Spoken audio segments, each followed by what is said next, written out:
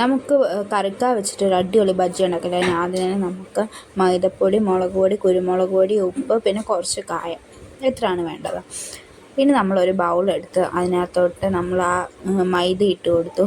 പിന്നെ നമുക്ക് ആവശ്യത്തിനുള്ള ഉപ്പ്, പിന്നെ കുറച്ച് മുളക് പൊടി, അത് നമ്മുടെ ആവശ്യത്തിന്, പിന്നെ കുറച്ച് കുരുമുളക് പൊടി, പിന്നെ നമുക്ക് ഇതിനകത്തോട്ട് കായമാണ് വേണ്ടത്. അതും കുറച്ച് കായം നമ്മൾ ഇട്ട് കൊടുക്കുന്നുള്ളൂ.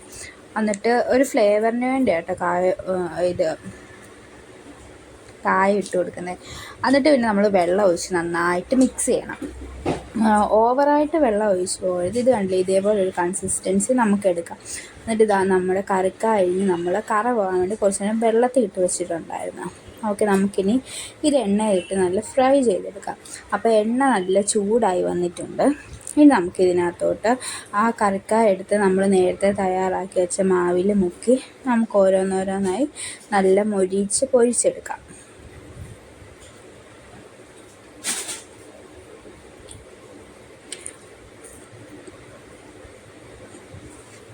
അപ്പോൾ ഇതിന് ഓവറായിട്ട് എണ്ണയൊന്നും പിടിക്കത്തില്ല, കുറച്ച് എണ്ണ മാത്രമേ മതി. നമുക്ക് കൂടുതൽ എണ്ണ ഒഴിച്ചാലും നമുക്ക് കുറേ ഒന്നും പിടിച്ചെടുക്കത്തില്ല, കുറച്ച് മാത്രമേ എടുക്കുള്ളൂ.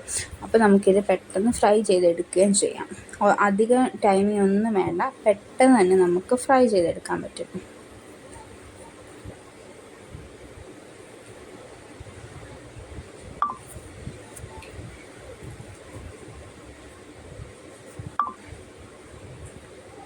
അങ്ങനെ നമ്മൾ ഒരു സൈഡൊക്കെ നല്ല മൊരിച്ചെടുത്തിട്ടുണ്ട്. നമുക്കിത് നല്ല മൊരിഞ്ഞ് വരട്ടെ, നമുക്ക് വെയിറ്റ് ചെയ്യാം.